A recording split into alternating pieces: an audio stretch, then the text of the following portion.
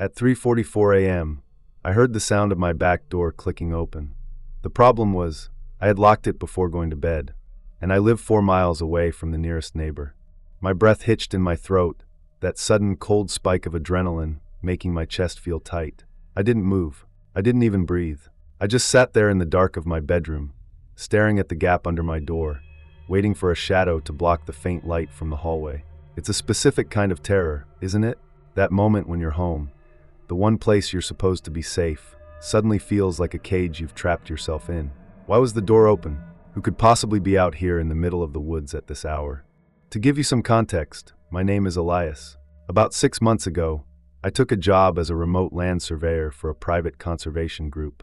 The job came with a perk that, at the time, felt like a dream, a rent-free cabin deep in the northern Cascades. It wasn't a cabin in the rustic log-and-mortar sense. It was a modern prefab house made of dark wood and massive glass windows, tucked away at the end of a gravel service road. I'm the kind of person who likes silence. I've always been a bit of a loner, and the idea of spending my nights reading and my days hiking through untouched forests sounded perfect. The nearest town is a 40-minute drive down a winding, treacherous mountain road. I only go there once every 2 weeks for supplies. Out here, you don't get mail, you don't get drop-ins, and you certainly don't get visitors at 3 in the morning. For the first few months, it was peaceful. But the thing about the deep woods is that they change you. Your hearing gets sharper. You start to categorize sounds. The snap of a dry branch is a deer. The heavy thud of a falling limb is just the wind. The low, guttural chuff is a bear you should stay away from. You learn the rhythm of the forest.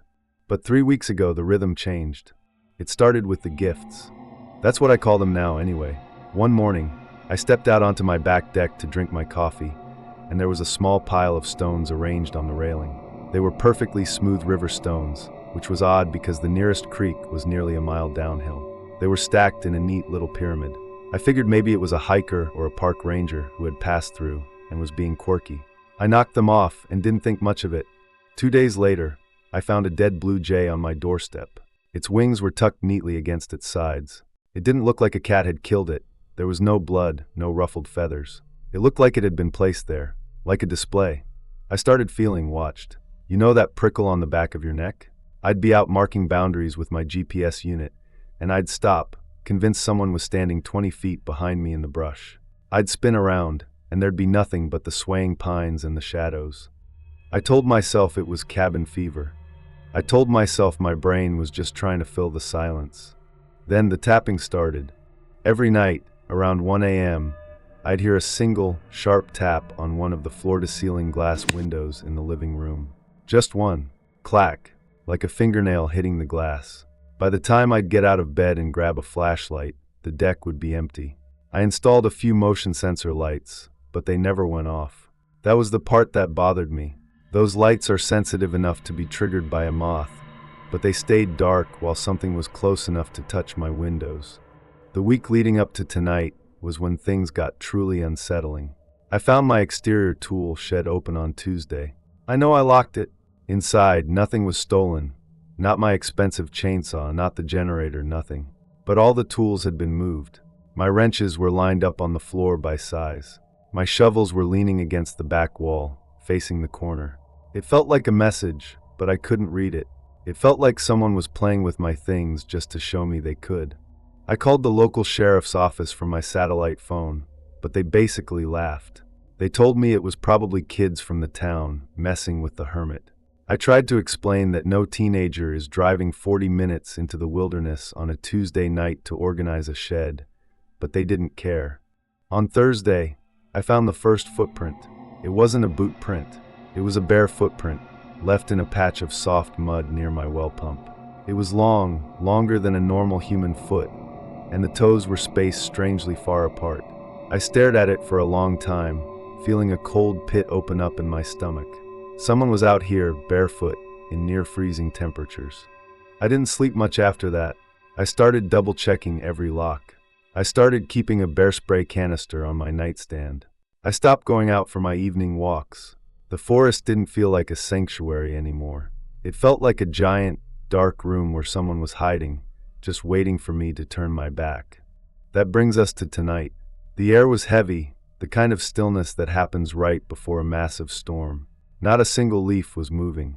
I had gone to bed early, around 10 p.m., trying to force myself to sleep through the anxiety. I remember checking the back door twice. I pulled on the handle. It was solid. I engaged the deadbolt and the security chain. I fell into a fitful sleep, the kind where you're half conscious of every sound. Then, at 3:44 a.m., I heard it. Click. It wasn't a loud sound, but in the absolute silence of the cabin, it sounded like a gunshot. It was the distinct sound of a deadbolt being turned from the outside. Then the long, slow creak of the heavy wooden door swinging open. I froze. My heart was drumming so hard against my ribs, I thought it might actually wake whoever was in the house. I reached out, my fingers trembling, and gripped the handle of the bear spray. I listened. Thump, drag, thump, drag. The footsteps were heavy, but uneven. It sounded like someone was dragging a heavy weight behind them. They were in the kitchen now. I heard the clink of silverware, the sound of a drawer being opened, slowly, methodically, then silence. The silence was worse than the noise. I stared at the door handle of my bedroom. It's one of those modern lever handles. I watched it, praying I wouldn't see it move. My mind was racing, trying to figure out how they got the key. I have the only 2 keys in existence, one on my ring, one in a small floor safe. A few minutes passed. It felt like hours. Then I heard a new sound. It was a wet, rhythmic sound, like someone was mopping the floor with a very wet rag. But it was coming from the hallway. I couldn't stay in the room. I knew that if they came through that door, I was trapped. There's no secondary exit in the master bedroom other than a high, narrow window I'd never fit through. I had to see. I had to know what I was dealing with. I crept out of bed, my bare feet making no sound on the rug. I moved to the door and pressed my ear against the wood. Help me. It was a whisper. It was so low, so distorted, I almost convinced myself it was the wind through the eaves. But it wasn't. It was a human voice, or something trying very hard to sound like one. It was thin and reedy, like someone speaking through a throat full of gravel. Help me. I gripped the bear spray and slowly, agonizingly, turned the knob of my bedroom door. I cracked it just an inch. The hallway was pitch black, but the moonlight was streaming through the giant windows in the living room at the end of the hall. I could see the silhouette of the kitchen island, and I could see it. It wasn't a man, at least not any man I've ever seen. It was tall, maybe 6'5", but it was impossibly thin. Its limbs were long and spindly, like a spider's. It was hunched over my kitchen table, its back to me. It wasn't wearing clothes. Its skin looked like pale, wet parchment stretched too tight over a frame of bone. And it was eating. It had my bag of groceries from the counter. It wasn't opening the packages. It was just crushing them. It was shoving raw flour, plastic and all, into its mouth. It was biting through aluminum cans. The crunching sound was sickening. Then it stopped. It didn't turn around. It just froze, its long, pale ears twitching. Elias, it whispered. My blood turned to ice. How did it know my name? I hadn't spoken to a soul in days. I hadn't left any mail out. Elias is cold. It started to turn. It didn't turn like a person turns. It twisted its torso first, a full 180 degrees, while its hips stayed facing the table. I heard the wet pop of joints moving in ways they shouldn't. I didn't wait to see its face. I slammed my bedroom door and shoved the heavy oak dresser in front of it. I didn't care about being quiet anymore. I screamed. I yelled for it to get out, to leave me alone, my voice cracking with pure, unadulterated terror. The scratching started immediately. Not at the door, on the walls. I could hear it moving through the house, but it wasn't on the floor anymore. I heard the heavy thud of it hitting the ceiling. I heard its long nails dragging across the drywall above my head. It was circling the room from the outside, then the inside, then the roof. Let me in. Elias, it's so cold.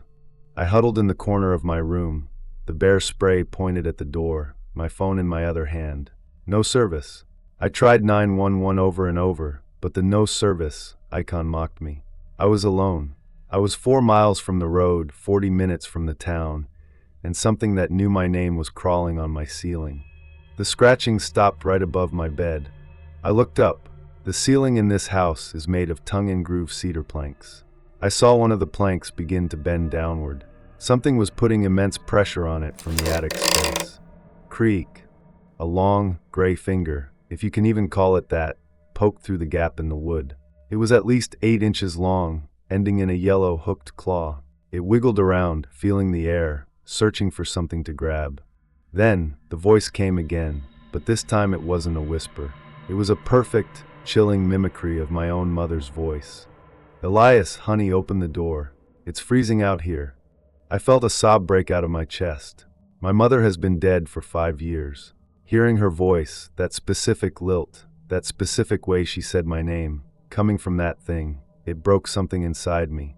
I didn't think. I just acted.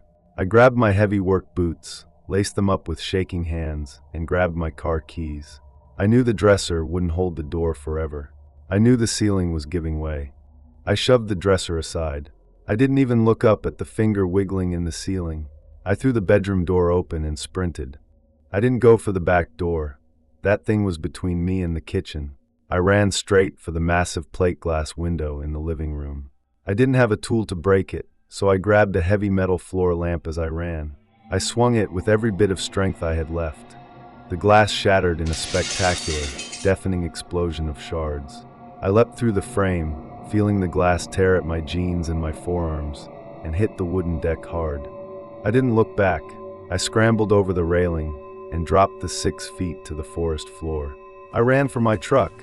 I could hear it behind me. It wasn't running. It was skittering. It sounded like a giant insect moving over the dry pine needles. Scuttle, scuttle, scuttle. I reached the truck, fumbled with the keys, and practically dived into the driver's seat. I slammed the lock button just as a pail, wet hand slammed against the driver's side window. I saw it then, truly saw it. It had no nose, just 2 vertical slits above a mouth that was filled with too many teeth, thin, needle-like teeth that were stained dark with whatever it had been eating in my kitchen. Its eyes were huge, milky white orbs with no pupils. They reflected the light of my dashboard like a cat's eyes. It didn't scream. It just pressed its face against the glass and mouthed the word, "Stay." I threw the truck into reverse, floored it, and tore down the gravel driveway. I didn't stop until I hit the main highway. I didn't stop until I reached a 24-hour gas station 2 towns over. I sat in that gas station parking lot until the sun came up.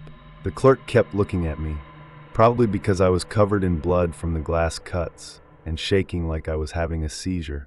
When it was light enough, I called the sheriff again. This time, I told them there had been a break-in and I'd been attacked. They sent a deputy out to the cabin. I met him there, though I refused to get out of my truck. The deputy came back out after 10 minutes, looking pale. He told me the house was a wreck.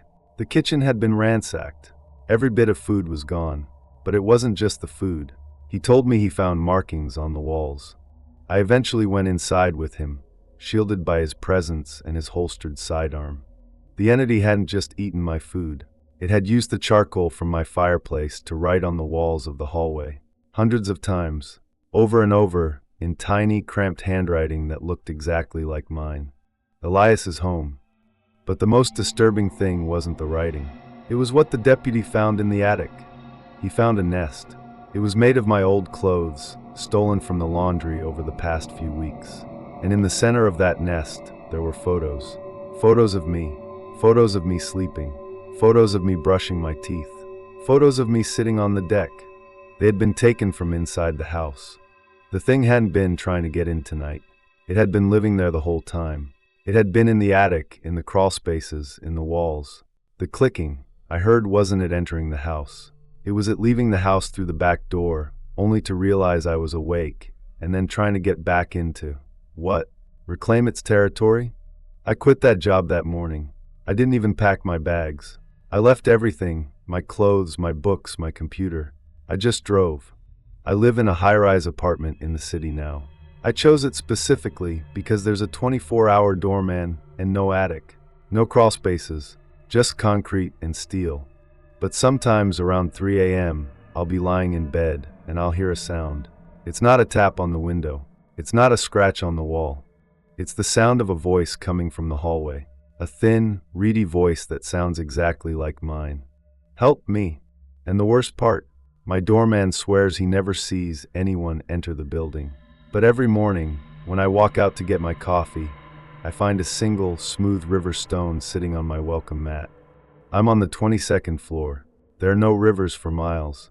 I think it followed me. I think it's just waiting for the rhythm to change again. I didn't want to believe it at first.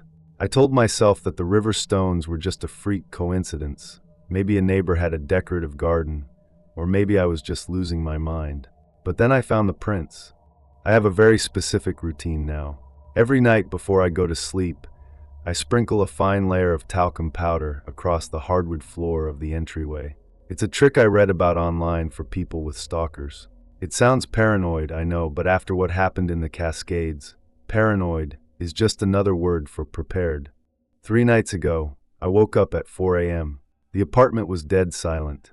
I lay there for a long time, listening to the hum of the city outside, trying to convince myself I was safe. I got up to get a glass of water, and as I walked toward the kitchen, I turned on the hallway light. The powder was disturbed. There were 2 footprints. They didn't start at the front door, and they didn't lead to the windows. They started right in the middle of the hallway, as if someone had dropped straight down from the ceiling. They were the same prints, long, narrow, with those unnervingly wide gaps between the toes. But these weren't dry. They were damp. They left dark, wet smudges in the white powder that smelled like stagnant pond water and old copper. The prints led straight to my bedroom door. They stopped right where I had been sleeping. I didn't call the police. What would I say? A tall, pale thing from the woods is teleporting into my high-rise. I just locked myself in the bathroom and waited for dawn. When the sun came up, I checked the ceiling. In the corner of the hallway, right above where the prints started, there's a small, square access hatch for the building's HVAC system. It's a metal panel, held in place by 4 screws. One of the screws was sitting on the floor. The panel was hanging open, just a fraction of an inch. I realized then that it doesn't matter how many floors up I am. It doesn't matter if there's a doorman. These old buildings are honeycombed with shafts, vents, and maintenance tunnels. To us, they're just infrastructure. To that thing, they're highways. I've started hearing the whispering again, but it's not coming from the hallway anymore. It's coming from the air vents. It's using my own voice to tell me how much it likes the new nest. I'm moving again tomorrow. I'm not leaving a forwarding address. I'm thinking of buying an old camper van and just staying on the move. If I never stay in one place for more than a night, maybe it won't have time to find the crawl spaces.